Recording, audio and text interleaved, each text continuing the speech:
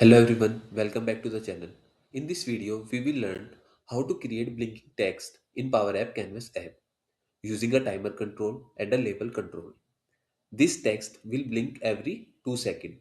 So let's see how we can do this step by step. Like sometime we need to draw user attention to a specific label or message.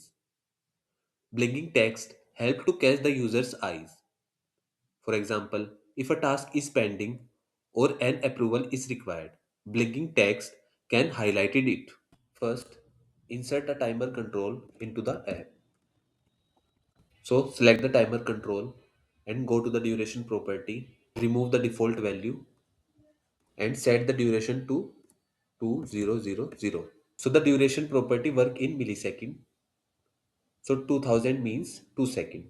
Next, go to the start property of the timer and set it to variable timer. This variable will help us control the timer. Now select the auto start property and set it to true. So the timer starts automatically when the app runs. After that, select the on timer end property and paste the following formula. This line stops the timer for a moment. Here we can reset the timer so it start again from 0.